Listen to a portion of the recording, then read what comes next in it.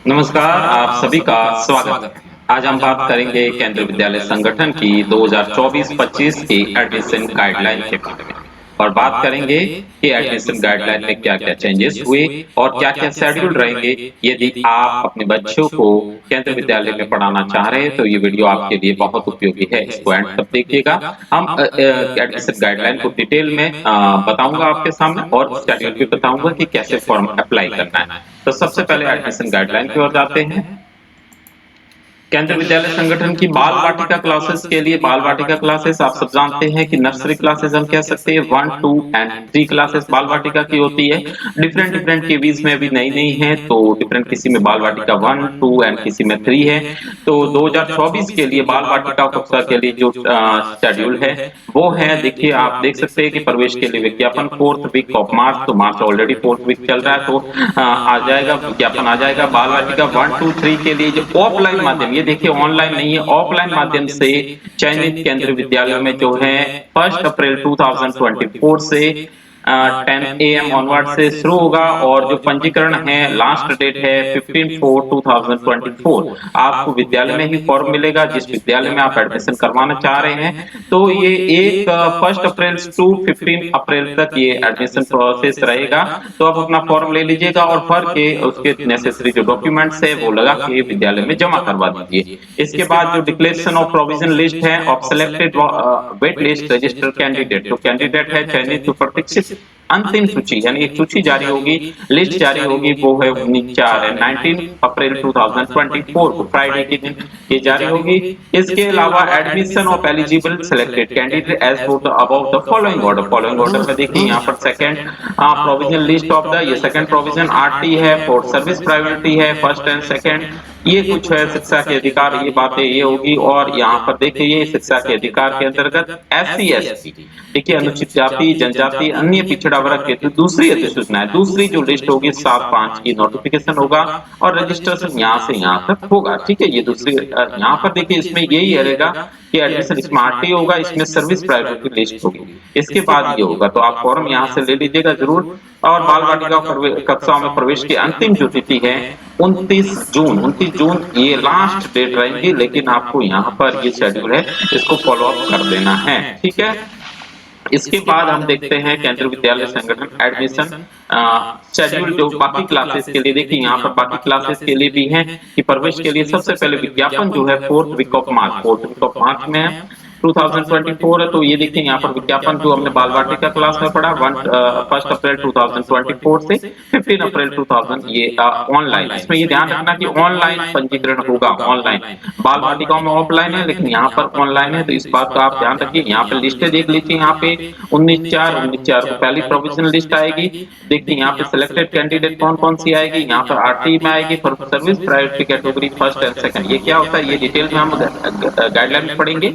और short call for reservation quota after admission होने के बाद यहाँ पर एक सीट वैकेंट, देखिए यहाँ पे RT आएगा फर्स्ट एंड सेकंड, इसके बाद सीटें वैकेंट होती है तो ये यहाँ पर ये निकाला जाएगा। ये थर्ड लिस्ट, सेकंड लिस्ट ये होगी, थर्ड लिस्ट ये होगी, थर्ड लिस्ट यहाँ पर हो गई। इसके बाद यहाँ पर ये SC ST के लिए भी हो गया। ये डिटेल में हम अध्ययन करेंगे। ये देखिए यहाँ पर ये सीटें हैं क्लास फर्स्ट के लिए 2 ऑनलाइन और क्लास सेकंड तथा अन्य कक्षाओं का पंजीकरण। क्लास सेकंड देखिए क्लास फर्स्ट में बच्चे केंद्रीय विद्यालय में आते हैं तो प्रमोट होकर सेकंड थर्ड फोर्थ फिफ्थ तक चले जाते हैं, तो सीटें वहां पर थोड़ी वैकेंट कम रहती है। तो क्लास सेकंड की बात करें वो अन्य कक्षाओं का पंजीकरण ऑफलाइन मोड, ध्यान रखिए कि ऑफलाइन मोड में रहेगा। क्लास 11 को छोड़कर तो इफ सीट वैकेंट है तो वो स्कूल से आपको पता चल जाएगा कि सीट वैकेंट है या नहीं है, तो उसका जो पंजीकरण है ये भी 1 अप्रैल 2024 मंडे से 10 अप्रैल 2024 तक रहेंगे। और इसकी जो लिस्ट आएगी पहली वो 15 अप्रैल 2024 को आएगी। और यहाँ पर कक्षा द्वितीय आगे की कक्षाओं के लिए प्रवेश 16/4 से है, ये देखिए 29/4 तक है, मंडे तक है। और कक्षा 11 को छोड़कर ये बाकी 29/6 तक चलते रहते हैं क्योंकि सीटें वैकेंट होती रहती है तो बुलाते रहते हैं। 29/6 को एडमिशन क्लोज हो जाता है। 11th क्लास की बात है कि 10th क्लास CBSE के एग्जाम दे दिए तो उसमें एडमिशन अभी नहीं होगा, जब रिजल्ट आएगा उसके बाद इसका शेड्यूल अलग से जारी होगा। तो इसके बारे में डिटेल में बात की गई। इसके अलावा आपकी न्यूज़पेपर पे भी आ जाएगा इस कंसर्न जो केवी का एडमिशन प्रोसेस है। इसके अलावा हम गाइडलाइन की बात करें ये देखिए एडमिशन गाइडलाइन की हम बात करें तो ये एडमिशन गाइडलाइन 2000 जनरल गाइडलाइंस क्या है इसके बारे में हम जानेंगे। देखिए यह केंद्रीय विद्यालय संगठन का मोटो भी यही है कि सेंट्रल गवर्नमेंट के जो एम्प्लॉय हैं ट्रांसफरेबल नॉन ट्रांसफरेबल उनको एक सेम करिकुलम पढ़ाया जा सके, इसलिए ट्रांसफरेबल एक स्थान से दूसरे स्थान पर जाते हैं तो उनके बच्चों को पढ़ाई में किसी भी प्रकार का दिक्कत न हो, इसलिए केंद्रीय विद्यालय संगठन में हम देखें डेफिनेशन सेंट्रल गवर्नमेंट एम्प्लॉय आप सब जानते हैं कि सेंट्रल गवर्नमेंट के अंडर में काम करते हैं। इसके अलावा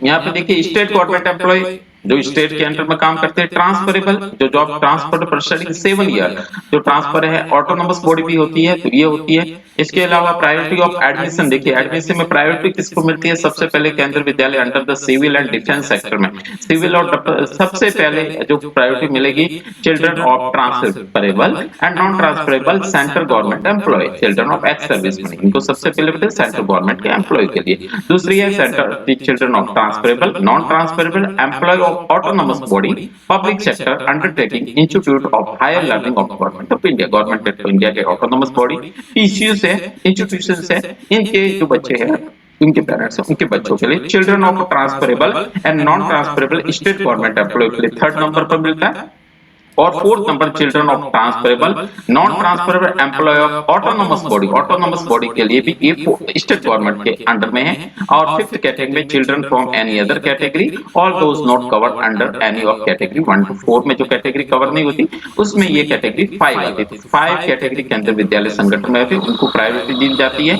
इसके अलावा हम बात करें केंद्रीय विद्यालय प्रोजेक्ट एंड इंस्टीट्यूट लर्निंग पर, इसके अलावा जो डिटेल मेन बातें हैं वो मैं आपको बताऊंगा कि कौन कौन सी बातें रहती हैं जो आपके काम की। एलिजिबल फॉर एडमिशन, देखिए यहाँ पर ये एज का भी यहाँ पर लिखा हुआ है। एज हम बात करेंगे तो देखिए यहाँ पर क्लास 1 के लिए 6 year but not less than 8 year, class 6 के लिए 6 ईयर मिनिमम है और 8 ईयर के लिए यहाँ देखिए यहाँ पर ये भी लिखा हुआ है, यहाँ पर 1 April should be first children must be 6 year old and class first in 31st March को क्लास के लिए कितना होना चाहिए, 31st मार्च कट ऑफ डेट है लेकिन 1 अप्रैल को भी हुआ है तो आल्सो बी कंसीडर। ओके तो चिल्ड्रन की बात की जाए क्लास 1 के लिए 6 year but less than 8 year, class 2 के लिए 7 ईयर है, 9 year less than 9 year, class 3 के लिए 8 year but then less than 10 year, class 4 के लिए 8 year but less than 10 year, class 5 के लिए 9 year but less than 11 year,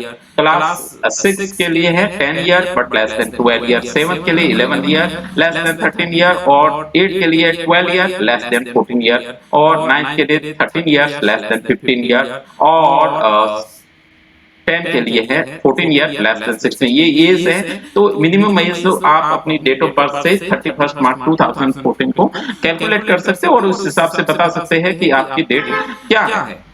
आपकी क्या considered upon the change in minimum and maximum age admission introduced of class 1 in the session 2022 progressive change age limit for the appropriate class will be continued reflecting for future too। ये देखिए यहाँ पर ये लिखा हुआ है maximum age limit can be relaxed by 2 year in case of children with the special need, children with the special need है CWSN by the principal है वो 2 year relaxation दे सकता है। there is no age restriction of admission of 11 provide the student seeking admission year of passing of class 10 examinations। ये कुछ 11th class के लिए, तो अभी हम 11th क्लास की बात नहीं करेंगे। देखिए क्लास स्ट्रेंथ की बात है तो इस बार एक मेजर चेंजेस हुआ है कि क्लास की केंद्रीय विद्यालय में पहले 40 था अब 32 कर दिया है। देखिए 32 फ्रेश एडमिशन के लिए principal up to 30 registered and eligible candidate 32 ये ध्यान रखिएगा। और 40 की बात करें क्लास 40 के लिए कब होगा, principal any time of the year. Principal के कई बार क्या होता है ट्रांसफरेबल जॉब होती है सेंट्रल गवर्नमेंट के एम्प्लॉय तो कई बार मिड सेशन में भी बच्चे आ जाते हैं तो इस हिसाब से 40-45 इस बार 32 सीटें कर दिया है।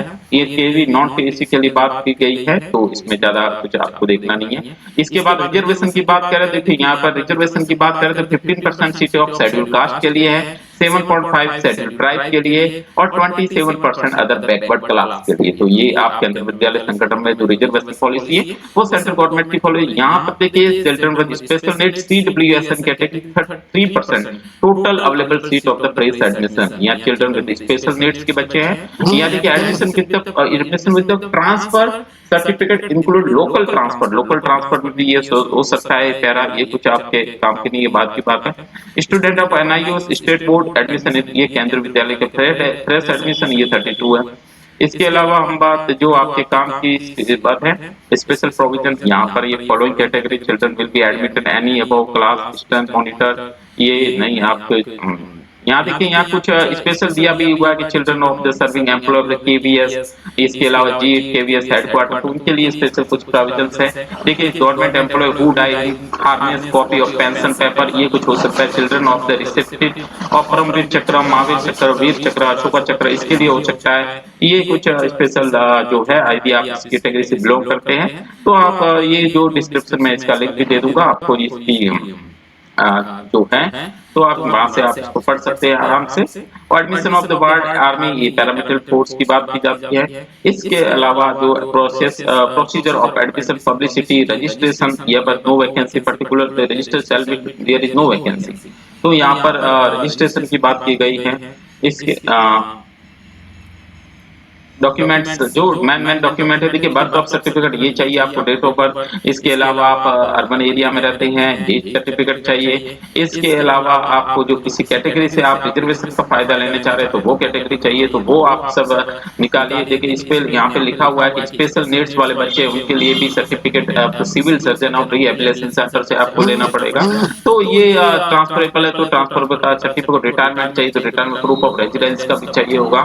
तो ये मेथड ऑफ द एडमिशन, देखिए एडमिशन मेथड क्या होगा ये थोड़ा इंपॉर्टेंट है। Out of the available seats of fresh admission 25% shall be reserve of right to education. Right to education 2009 में उसके अकाउंट 25% है वो RT के तहत एडमिशन होते हैं, क्योंकि फीस नहीं लगती। वो क्लास के अप टू 8 तक, क्लास 8 तक बिना फ्री ऑफ कॉस्ट पढ़ते हैं। तो उसमें भी ये यहाँ पर 15% शैल बी SC के लिए, 7.5 ST के लिए, 27% OBC के लिए। After admission student RT act follow the children with special need children category 1 will be taken up. यहाँ पर देखिए ये बात करें कि 32 है तो कम से कम 8 सीटें रहेगी RT के लिए, ठीक है। RT के लिए बच्चे रहेंगे, यहाँ देख सकते हैं RT के लिए यहाँ पर 8 सीटें, यहाँ पर SC की 5 सीटें आएगी, OBC की 2 सीटें आएगी, रिमेनिंग सीट यहाँ पे देख सकते हैं, और 8 सीटें इसकी आएगी। तो आप ये देख सकते हैं यहाँ 3% सीटें स्पेशल नीड्स के लिए। आप देखिए कैसे होगा एडमिशन, क्या होगा after the closing of process of registration. जैसे ही आप फॉर्म भर देंगे 15 अप्रैल तक, उसके बाद क्या प्रोसीजर रहेगा केंद्रीय विद्यालय में, देखिए यहाँ पर लॉटरी के लिए रहेगा। यहाँ पर देखिए लॉटरी, RT लॉटरी लेंगे, 8 बच्चों को ले लेंगे। उसके बाद all CWSN children with special need लेंगे, कैटेगरी 1, 2 लेंगे, फिर SC, ST, OBC category 3, 4, 5 and 6। यहाँ पर कैटेगरी 1, 2 में आपको पता है सेंट्रल गवर्नमेंट के एम्प्लॉय होते हैं, कैटेगरी 3 में स्टेट गवर्नमेंट, कैटेगरी 4 में state government autonomous body category का है, नन ऑफ चारों में नहीं है तो वो वर्कर हम सिविलियन कह सकते हैं। और इसके बाद ये रहेगी फर्स्ट 8 जो रहेगी, फर्स्ट लॉट रहेगी 8 सीटें आएगी, 32 सीटें आएगी। वो किसके लिए होती है, वो होती है RT के लिए। RT आप सब समझ गए होंगे। और सेकंड जो सीटें है children with special need, SC, ST, OBC यदि है, नहीं है तो कोई बात नहीं। थर्ड लॉट जो है वो है CWSN will be filled any priority category, category 1 and 2 ये सब रहेगा। Fourth lot SC, ST, OBC will be count. Fifth lot ये रहेगा। आपका एडमिशन होता है तो स्कूल आपको इन्फॉर्म भी कर देगा। तो ये सब एडमिशन गाइडलाइन के बारे में आपको विस्तार से बताया गया है। ये देखिए रेडियस बताया कि definition of neighbourhood of proof of residency. देखिए मेजर सिटी अर्बन एरिया में 5 kilometre, palace of the awareness include 1 kilometre, 8 kilometre से बड़ी ज्यादा बड़ी सिटी में, तो ये हम कर सकते हैं। कमिटी ये कुछ बात है कि प्रिंसिपल, टीचर, ये कुछ कमिटी रहेगी।